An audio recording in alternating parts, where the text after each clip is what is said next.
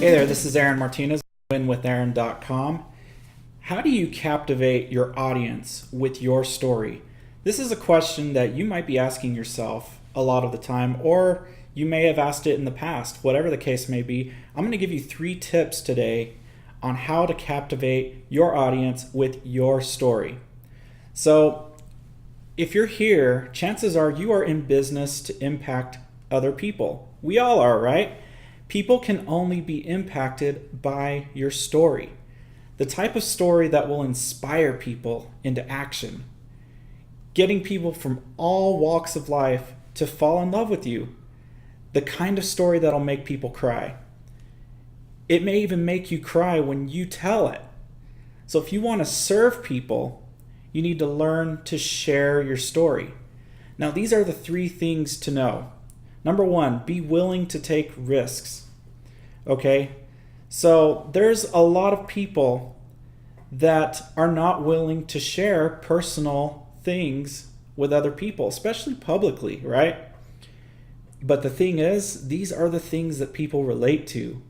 These are the things that people will resonate with. They're the things that will pull on people's heartstrings, that'll tug on people's heartstrings, right? So if you want people to relate to you, share some stories about your pain and your struggles. You see, people will be impacted when you get into the details of your story, the emotions, the feelings, the body language, right? You want to paint a picture and make your audience feel what you felt during whatever portion of your story. So be willing to take risks and not feel funny about sharing the truth. Number 2, I've already kind of touched on this. You have to touch people's souls, right? You have to really get to them if you want to captivate them, if you want to get them entranced by your story. You see, a lot of times people want to just tell the facts, but they leave out all the emotion, they leave out all the details, they leave out the color to their story. So number 3 is you have to be clear and concise. So instead of telling a lame story with just nothing but facts, right? And we know facts appeal to somebody that is a green personality, right? They want their facts, they just want the information, and then they'll make an educated decision. But a lot of people, especially the yellows are the people that feel things. They're like more of the hippie type people, right? They're more concerned with how you make them feel. And so you need to touch on that. How does your story make them feel? How did you feel? Put some emotion into it. Like, allow yourself to be vulnerable and just really get to the point. Don't just tell a story for the sake of telling a story. Stories have 3 things in them, right? A beginning, a middle, and an end. You know, I went over this in another video. I'll post the link to it below, where I talked about the feel, felt, found method, right? That's what you want to do if you really want to captivate an audience. So there's 2 types of stories.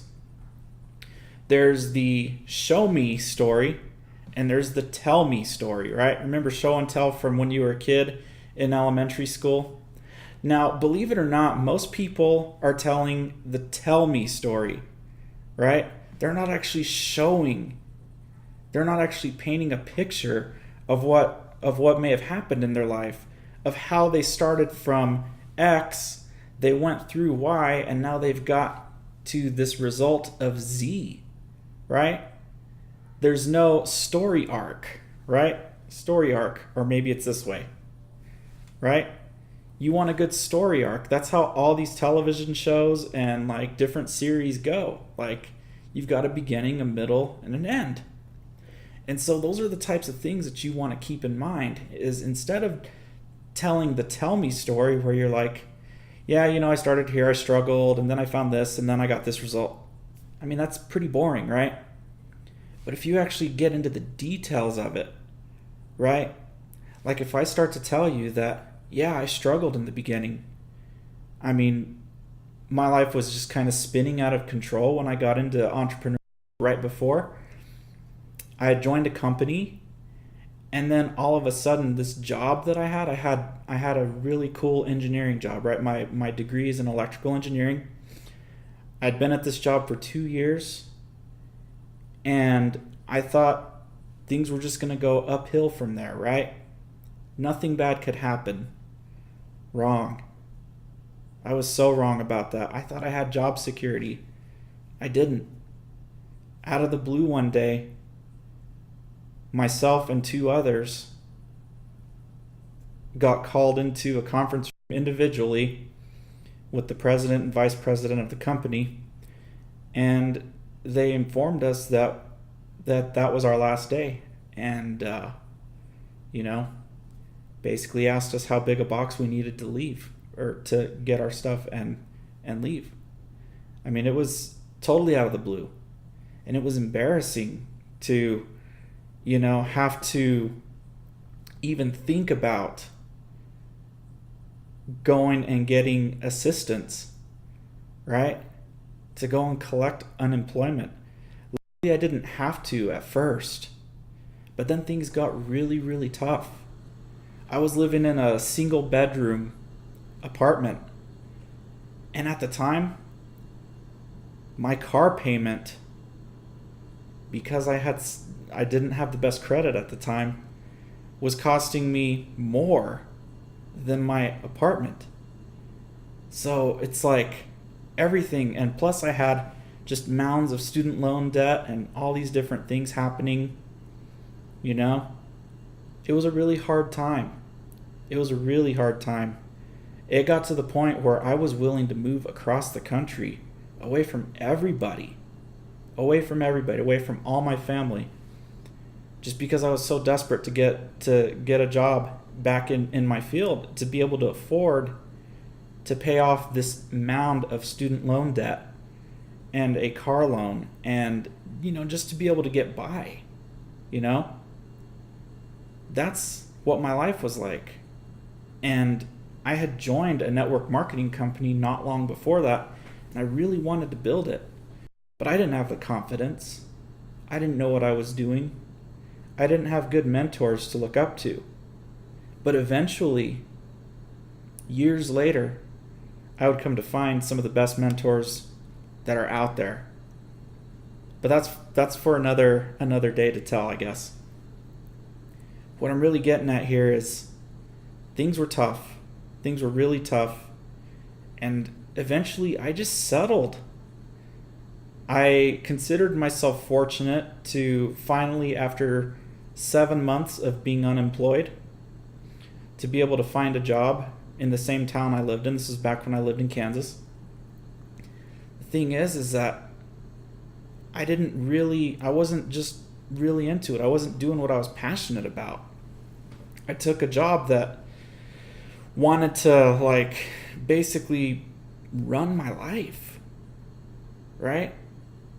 I had no time freedom. I had none of that. And I felt stuck. And so eventually I started getting into personal development. I started making some changes in my life, and the more changes I made, the more positive things started happening. And then I eventually was like, you know what? I've had enough. And so I left that job, and I came here to New Mexico to be closer to family, and just restarted and reset my whole entrepreneurial journey. That's what was cool about it. It was like things were just clear to me, like this is what I need to do.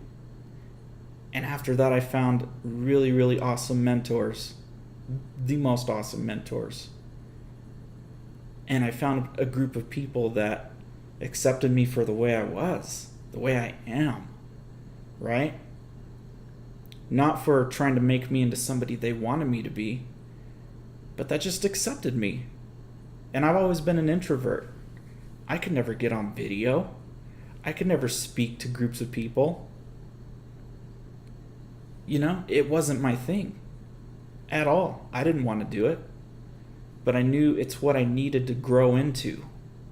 I knew I needed to get in front of an audience and get on videos. Because I knew if I did it, maybe someone else would see it and they would be inspired to do it too. And it's been like the best thing ever. It's been the thing that's helped me the most, is to get on here and do these videos. And so we're getting back to telling stories, right? You want to paint a picture. Now, there's a lot more to that story than what I've told, but I'm just kind of trying to make a point here. You want to paint the picture, use body language, show emotion, vulnerability. Talk about the things that are kind of embarrassing to talk about. The things that you're worried you might get made fun of for, right? The things that just make you really uncomfortable. That's what you got to do. And I've done this throughout my videos over the years. So the reason people don't share their story is because it requires a level of vulnerability that we're not always willing to share with others, right? Vulnerability. Sometimes people might think of that as being weak. I think it's being strong. I think it shows that you're willing to do what it takes. And so if you want to learn more about storytelling and really learn how to use it in your copy, in your videos, one-on-one, in sales letters, in emails, whatever the case may be, I'm going to put a link below this video that's going to take you to a list of resources. One of those is going to be this course on copywriting that I bought. I've been through it a couple times. I'm actually been going through it and revisiting it so I could get better at it. I know it's going to help you to be able to be a better storyteller. It's going to allow you to figure out exactly how to lead people down a path to where they either buy from you or they just really, really relate to you and really get to know, like, and trust you. And so if you're open to that, I invite you to go down below this video and visit that link and just check it out. There's a free recording that tells you what it's all about. If anything, just watch that. Take copious notes on that. Take a lot of notes and just start to implement these little tweaks that are taught. And my friend, I know you will have a really, really good experience with it, because you'll know something that you don't already know now. You'll learn something, you'll be able to implement it, and you'll be able to see your efforts really, really start to pay off in more ways than just money-wise. So I appreciate you watching this video. Thank you so much. I'll see you on the next one. Bye-bye.